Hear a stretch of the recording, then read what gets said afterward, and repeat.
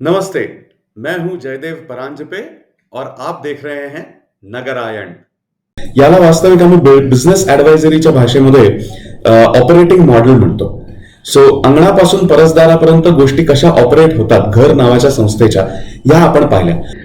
उत्तरेच्या दिशेला बसून अध्ययन करावं म्हणजे महादेवाची कृपा होते असं मानलं जातं, म्हणून अध्ययन कक्ष. माडीवरती एक अडगळीची खोली असायची. तुम्ही म्हणाल घराची एवढी रचना, इतकी शास्त्रशुद्धता त्यातली आणि एवढं सगळं तुम्ही सांगतात आणि अडगळीची खोली. तर मित्रांनो, BHK होम्स यातनं कापून कशी तयार झाली हे जर समजावून घ्यायचं असेल तर त्यासाठी यातल्या कितीतरी एलिमेंट्स वरती, या लक्ष्मीच्या झाडलोट क्षेत्राच्या कितीतरी एलिमेंट्स वरती आपल्याला जरा विशेषत्वाने लक्ष द्यावं लागणार आहे. या देवी सर्वभूतेषु लक्ष्मी रूपेण संस्थिता नमस्तस्यै नमस्तस्यै नमस्तस्यै नमो नमः.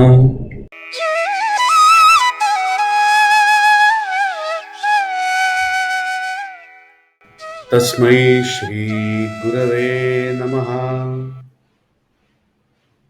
साथियों, वैश्विक भूचाल और स्थानिक हड़कंप इस विषय पर यही सीरीज हम फिर एक बार आगे चल के हिंदी में अवश्य करेंगे. किंतु फिलहाल जो चल रहा है कि वैश्विक भूकंप और स्थानिक पड़साद, ये मराठी में ये जो सीरीज हम कर रहे हैं इसके साथ आगे चलते हैं. किंतु आज लक्ष्मी पूजन का दिन है. हमारे यहाँ दीपावलियां चल रही हैं, दीपावली की के सारे त्योहार चल रहे हैं. तो इन सारे दीपावली के त्योहारों के लिए और खासकर आज के लक्ष्मी पूजन के लिए आप सबको हमारी ओर से बहुत बहुत बहुत बहुत शुभकामनाएं. या देवी सर्वभूतेषु लक्ष्मी रूपेण संस्थिता नमस्तस्यै नमस्तस्यै नमस्तस्यै नमो नमः. मित्रांनो, दीपावलीच्या सगळ्या सणांसाठी 7 दिवे 7 दिवस या सगळ्यासाठीच्या तुम्हाला खूप खूप शुभेच्छा आणि आजच्या लक्ष्मी पूजनाच्या विशेषतः खूप खूप शुभेच्छा. मागच्या वेळेला आपण पाहिलं की लुटारूला दिली ओसरी आणि लुटारू उत्मात करी. काय काय पद्धतीचा आणि किती किती उत्मात केलेला आहे. तर हा विषय बऱ्याच जणांना खूप महत्वाचा वाटला.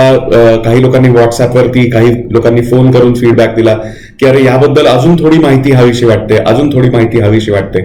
तर जमल्यास एक एपिसोड स्वतंत्रपणे आपण या सगळ्या बदलासाठीचा, ग्लोबल रिसर्च ज्याला म्हणतात त्यासाठीचा पुढे जाऊन करूया. पण आता आधी ही सिरीज आधी आपण पूर्ण करू. तर त्यामध्ये आज आपण लक्ष्मी पूजनाचं निमित्त आहे म्हणून आपण पाहणार आहोत लक्ष्मीच्या केरसुणीचं झाडलोट क्षेत्र. मित्रांनो, आपल्याकडे धरणाचं पाणलोट क्षेत्र असं एक म्हटलं जातं. तर त्याच्यावरनं हा एक शब्द मी तयार केलेला आहे, झाडलोट क्षेत्र. याचा कॉपीराइट घ्यावा असं वाटत असेल तुम्हालाही तर कमेंट सेक्शन मध्ये आवर्जून सांगा. झाडलोट क्षेत्र यामधली भूमिका, आपली मनोभूमिका, आपल्याकडची हिंदू सनातनीय जी आहे ती काय आहे. तर कसलत्याची जमीन असं म्हटलं गेलं आणि कुळकायदा आणला गेला वगैरे. मग त्याचं पुढे काय झालं वगैरे हा मुद्दा सोडून द्या. पण मनोभूमिका मुळात जी आहे ती अशी आहे की bite as much as you can chew, असं ज्याला इंग्लिशमध्ये म्हटलं जातं. जेवढी झेप आहे ना तेवढंच माणसाने घ्यावं. सो जेवढं झाडून स्वच्छ, नीटनेटकं आणि जिवंत ठेवता येतं तेवढंच क्षेत्र हे घ्यावं. हा खरं तर लक्ष्मीचा संदेश मानायला हरकत नाही की नाही. त्यामुळे लक्ष्मीच्या केरसुणीचं झाडलोट क्षेत्र म्हणजे आपल्याच्याने जेवढं झेपतं तेवढं. ठीक आहे. सो एक मुद्दा मला इथे सांगू द्या तुम्हाला की आपण की नाही हे सगळं आता जे पाहतो आहोत ते मुख्यतः BHK होम्स ही कशी तयार झाली आपल्या पारंपरिक घरातनं, या लक्ष्मीच्या झाडलोट क्षेत्रातनं काय काय काटछाट करून तयार झाली हे पाहण्यासाठी मुळात काय होतं हे पाहणं आवश्यक आहे. ते आपण आता पाहतो. आणि त्याची पुढे फॅमिली होम्स होताना ही जी कट केलेली एलिमेंट्स आहेत ती त्यात परत कशी येतील, आणता येतील, येण्याची शक्यता दिसते, ही पुढे आपल्याला इव्हॅल्युएट करायची आहे. यासाठी आपण हे पाहतो आहोत. सो वळूया आपल्या पारंपरिक घराकडे. मागच्या वेळेला आपण पाहिलं तो एक अंगण ते परसदार अशा पद्धतीचा एक फ्लो म्हणा, किंवा घर ही एक संस्था किंवा शरीर असं म्हटलं तर त्याचं स्ट्रक्चर काय या हिशोबाने आपण पाहिलं. याला वास्तविक आम्ही बिझनेस ऍडवायझरीच्या भाषेमध्ये ऑपरेटिंग मॉडेल म्हणतो. सो अंगणापासून परसदारापर्यंत गोष्टी कशा ऑपरेट होतात घर नावाच्या संस्थेच्या या आपण पाहिल्या. पण घराचं खरं खरं स्ट्रक्चर असं असतं का? तर काही छोट्या घरांचं असतं. पण आपल्याकडे प्रामुख्याने पाहिले जातात ते चौसोपी वाडे किंवा तशा पद्धतीची चौसोपी घरं. तर ती कार्टून BHK घरं जी तयार झालेली आहेत तर ती कशी तयार झाली हे पाहण्यासाठी आपण काय एलिमेंट्स कट करण्यात आले ते आपण पाहणार आहोत. वळूया पारंपरिक घराकडे. आता इथं मी म्हटलंय पारंपरिक घर तळमजला, कारण एक माडी पण असायची. त्या माडीवरती आपण जाणार आहोत, पण आधी तळमजल्यावरती पाहूया. तळमजल्यावरती जर आपण बघितलं तर पहिली गोष्ट मला हे सांगू द्या की BHK घराशी आपल्याला एक तुलना करता यावी यासाठी एक ब्रॉड ॲलोकेशन खोल्यांचं या ठिकाणी मी मांडायचा प्रयत्न केलेला आहे. हे बऱ्यापैकी अशा पद्धतीने चालायचं, पण प्रत्येक गोष्टीला स्वतंत्र खोलीच असायची आणि ती खोली त्याच कारणासाठी दिलेली असायची असं मात्र गरजेचं नव्हतं. हे लक्ष्मीचं झाडलोट क्षेत्र कसं आहे हे आपण पाहूया. पहिलं तर अंगण आणि चौक हा म्हणजे चौसोपी वाड्याचा जो चौक आहे तो म्हणजे अंगण, आणि म्हणून त्याचा चौक ज्याच्यामध्ये तुळशी वृंदावन असतं, जो एक मोठा चौक मोकळा असतो आणि बाजूला एका ठिकाणी तुळशी वृंदावन असतं. अशा वेगवेगळ्या पद्धतीची रचना बघायला मिळते.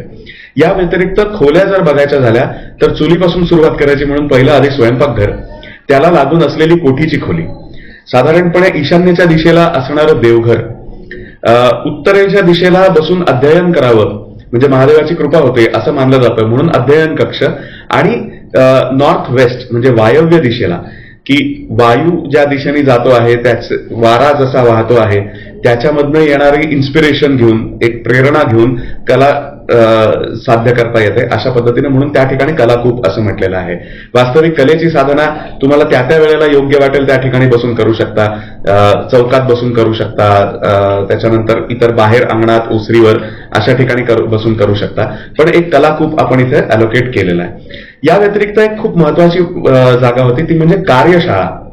तर कार्यशाळा या विषयावरती आपण पुढे अर्थातच बोलणार आहोत, पण वर्कशॉप काही नाही तर अगदी बैलगाडीच्या चाकाला आरी लावणे किंवा घरातली छोटी मोठी करवतीनं कापून किंवा अशा पद्धतीची कामं करणे यासाठीचं एक टूल रूम का होईना हे मात्र प्रत्येक घरात असायचं, आणि त्या त्या ज्ञातीप्रमाणे कार्यशाळा बदलत जायची, पण कार्यशाळा घरामध्ये असायची. मग इथून शेताकडे जाण्याचा रस्ता, तर त्याच्यावरती असायचा गोठा.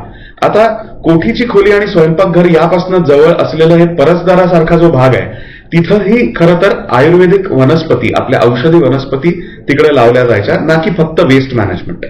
तर ती गोष्ट, गोठा, या सगळ्या गोष्टी जवळ असायच्या. आता जर घराला लागून शेत जमीन असेल तर मग परसदारामध्ये वेगळ्या वनस्पती कदाचित असतील कदाचित नसतील, पण जर शेत विशेषतः दूर असेल घरापासून तर निश्चितपणे परसदारामध्ये या छोट्या वस्तू, आणि जमल्यास प्रसंगी किती वेळा एखादा वाफा असायचा त्याच्यामध्ये भाजीही घेतली जायची. असं मानून चालू की शेत घराला लागून आहे तर मग शेत असायचं अर्थातच, आणि त्याबरोबरीनं शेतासाठीच्या सामानाची सगळी कोठी असायची. म्हणजे शेतात काम करायची हत्यारं म्हणा, खतं, कीटकनाशक यांचं काही असेल तर बियाणं, याचं सगळ्याचं स्टोरेज, प्रामुख्याने बियाणं जितकं सशक्त तितकी कीटकनाशकाची तर निश्चित गरज कमी, तर त्यामुळे ते सगळं असायचं. आणि ही जी शेतकोठी होती याच्यावरती माडीवरती अजून गोष्टी होत्या.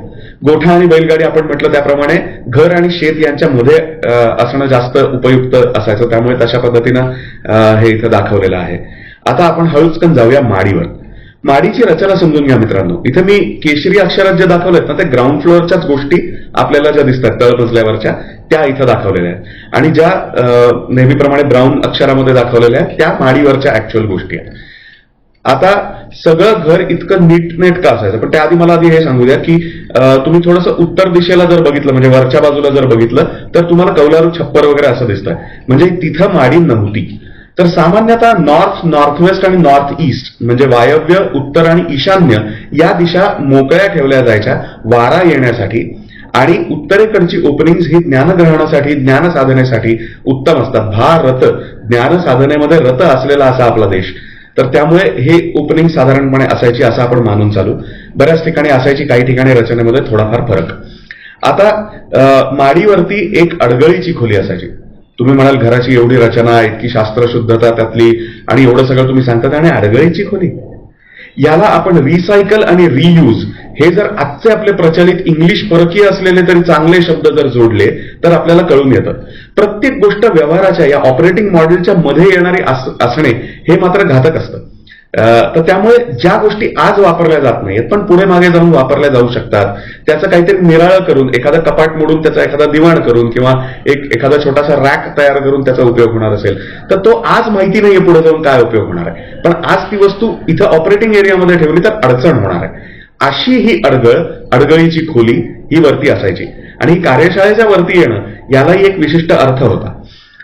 या व्यतिरिक्त एक बाजूची खोली असं मी म्हटलं, ज्याला कोणाला तब्येत बरी नाहीये किंवा विशेषतः आपल्याकडे मासिक पाळीच्या काळामध्ये बाजूला बसलेल्या स्त्रिया, त्यांना एक बसायला जागा किंवा हे अशा पद्धतीचे असायचे, तर ही खोली एक वरती असायची माडीवरती सामान्यतः, म्हणजे रेग्युलर ऑपरेटिंग एरियामध्ये त्यांना यायला लागू नये किंवा आजारी असतील तर त्यांना त्याची अडचण होऊ नये.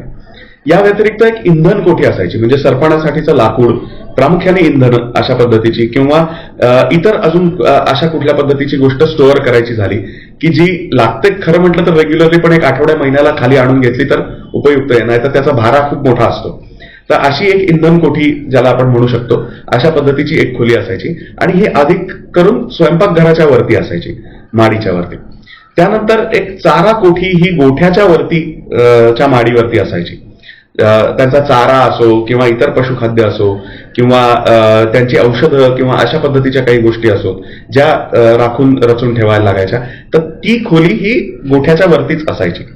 अर्थात बांबूची किंवा अशा पद्धतीची एखादी शिडी त्यामध्ये काढून वरती जायला जागा असायची. आणि मुख्य म्हणजे शेतकोठीच्या वरती असायचं मचाण. हे मचाण मी मुद्दामून नैऋत्याला दाखवलेलं आहे, कारण नैऋत्य मान्सून आणि तिथून येणारा वारा या सगळ्याच्या जोरावरती आणि तिथनं येणारे बाकी पक्षी आणि पशु इतर जे येतात त्यांच्यावरती लक्ष ठेवायचं असेल तर हे उंचावरचं असलेलं मचाण हे माडीच्या लेवलच्याही खरं तर वरती असतं, पण यामध्ये काही नसतं, म्हणून मी माडीच्या बरोबरीनं हे दाखवतोय. तर हे मचाण असतं. सो याच्यावरनं आपल्याला एक हवामानाचा अंदाज आणि त्यावरनं आपल्या सगळ्या गोष्टी कशा प्लॅन आउट करायच्या हे आपल्याला बघायला मिळतं.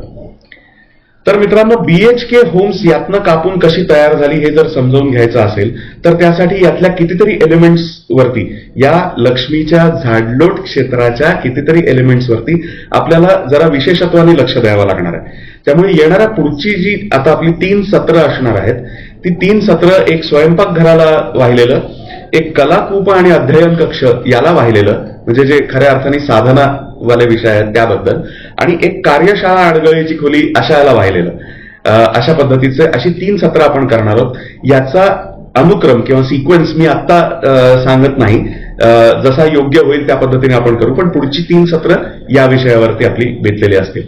तर लक्ष्मीचं हे झाडलोट क्षेत्र लक्ष्मीच्या केरसुणीने रोज उठून स्वच्छ होणं हे अपेक्षित होतं आणि या पद्धतीने आपलं काम चालायचं.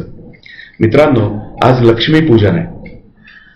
जे इथं मनात भाव उत्पन्न होतो आणि इथं पटतो आणि इथनं फक्त दिला घेतला जातो, हे जे असतं, तो जो भाव दिला घेतला जातो त्याला आपण म्हणतो लक्ष्मी. आणि जो वरच्यावर परस्पर इथल्या इथे खेळला जातो, इंट्राडे ट्रेडिंग सारखा, त्याला आपण म्हणतो अलक्ष्मी. लक्ष्मीचीच ती बहीण आहे, पण लक्ष्मीला प्रत्येक विष्णूचं हेच सांगणं असतं, बाई ग तुझ्या बहिणीला जरा दूर ठेव. त्यामुळे आज लक्ष्मी पूजन करताना लक्ष्मीचं हे झाडलोट क्षेत्र आपल्याकडे जे होतं ते परत मिळवायचा संकल्प करूया. ते काय आहे ते नीट समजावून घेऊया आणि अलक्ष्मीला दूर ठेवून लक्ष्मीचंच पूजन करूया. परत एकदा तुम्हा सगळ्यांना लक्ष्मी पूजनाच्या खूप खूप शुभेच्छा. आणि पुढच्या सत्राच्या आधी तुम्हाला जर काही याबद्दलचे विचार मांडायचे असतील, प्रश्न विचारायचे असतील किंवा तुमच्याकडच्या रिडेव्हलपमेंट रिअल इस्टेटच्या संदर्भाने काही प्रश्न असतील, तुमच्या समस्या असतील, तर त्या आमच्यापर्यंत तुम्ही घेऊन येण्यासाठी व्हॉट्सअप आणि कॉल या दोन्ही माध्यमांसाठी आमचा एकच क्रमांक आहे, तो सांगतो 9975063139 9975063139. अवश्य संपर्क साधा, संवाद साधा, कारण म्हटलंच आहे, वादे वादे जायते तत्वबोधाः. बहुत बहुत धन्यवाद.